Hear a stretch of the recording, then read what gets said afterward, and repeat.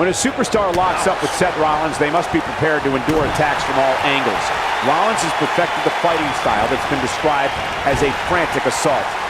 Without a doubt, this is going to be one of the most hellacious matches we have ever witnessed. The best laid plans often go awry, but the architect has always been able to rebuild and redesign. Yeah, but it's that reclaiming part at the end of his saying that Seth Rollins often gets tripped up on. That's using your head.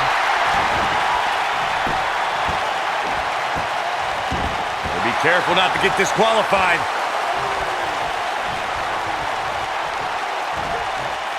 Suplex. Seth Rollins in some trouble here. He's going to need to find a way to fire back. Well, he had to expect to take some punishment tonight. You don't step in the ring with this guy and walk away completely unscathed. He seemed more motivated than ever heading into this match, which makes me think he still has plenty of fight left in him.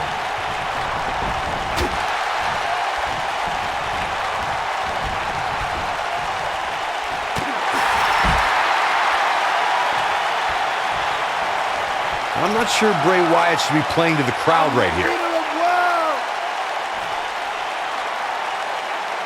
Back in the ring again. Bray Wyatt drives his opponent down with a Uranagi. Can he finish the job? Oh no, Seth Rollins needs to worry now. Yeah, the clock's ticking on the Kingslayer. Something about Bray Wyatt that is even more harrowing is that whether the Eater of Worlds is leading a family or by himself, Bray Wyatt never truly walks alone. Someone or something is always lurking in the shadows.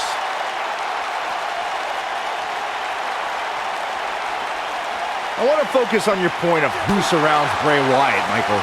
Monsters like Harper, Rowan, and Braun Strowman walked alongside him. Even Daniel Bryan and Randy Orton carried out Bray Wyatt's demented plans of destruction at different points. Heck, Xavier Woods has a PhD, and he almost succumbed to Wyatt's brainwashing. Well, as time goes on, Bray Wyatt is enshrouded in further mystery. Ouch. What's even more terrifying is that the man is just as dangerous to a WWE superstar's well-being, whether he walks alone or with his followers close by. Guys, we all know the storied history of Hell in a Cell, but we'd be remiss if we didn't at least mention that the first time anybody laid eyes on this demonic structure was back in October 1997 at the Bad Blood pay-per-view.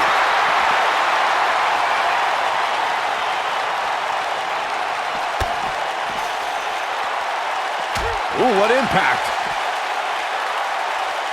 Reflecting again on the first time we saw the Hell in a Cell structure, I don't think anybody at the time could have envisioned the truly merciless moments this structure would provide over the years. And amazingly, Michael, those moments somehow become more and more barbaric with each passing match.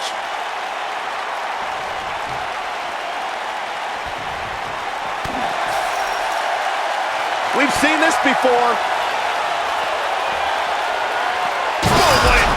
Rollins fans have plenty to worry about here.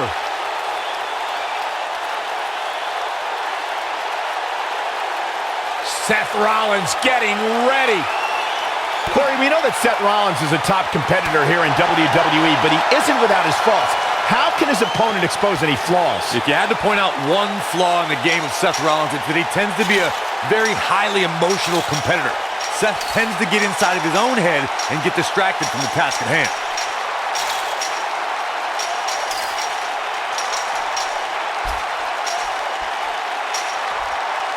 You know, Byron, as Corey alluded to, we've seen how Seth Rollins can allow his emotions to steer him in the wrong direction and take his eyes off the prize. Yeah, nothing was more evident of that than when he and Dean Ambrose lost their tag team championships because they were preoccupied with an invading New Day instead of focusing on their challengers.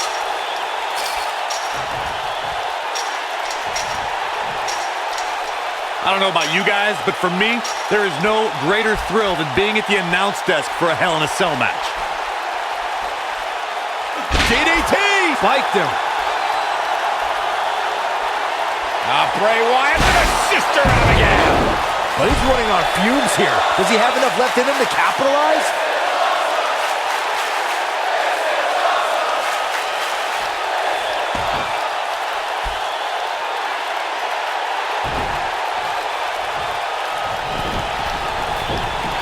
You know, I'm a little surprised, Corey, to hear you talk about the thrill of announcing a Hell in a Cell match, considering he's not going to go quietly. No superstar worth his salt ever does. He's definitely tapped a power source.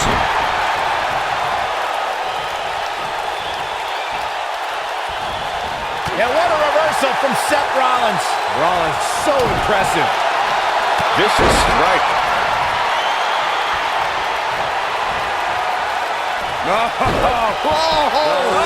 Von Erich Claw. Rollins fans have plenty to worry about here. Oh no, Seth Rollins needs to worry now. Yeah, the clock's ticking on the Kingslayer. Of course, guys, we all remember when the Hell in a Cell debuted in 1997 and how harrowing the structure looked. But it's worth noting that the cell has become even more ruinous in recent years. Uh-oh, and a suplex. An elbow drop. Look out, there he goes. Knocked right off his feet.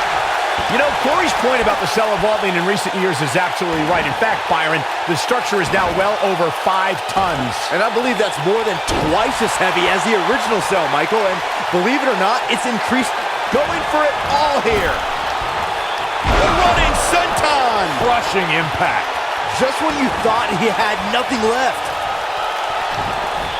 I'm the eater of worlds.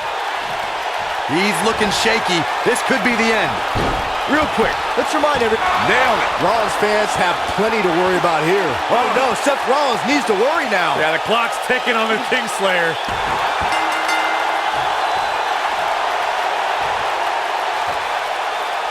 And Wyatt just put all the doubters to rest with that. Including me. We're going to be hard-pressed to see a better match than that. Here's another look. That's what I love about the WWE. A match that lives up to expectations, but still finds a way to surprise us. Good stuff. That's the kind of match that makes me proud to be here at ringside. Action from the opening bell and a finish people won't soon forget.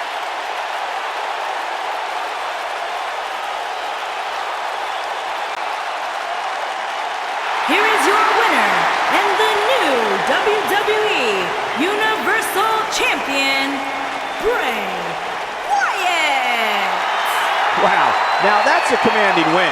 And talk about displaying a never-say-die attitude. It was as if winning was the only option here tonight. Listen to this Detroit crowd. I think they're already ready for the rematch.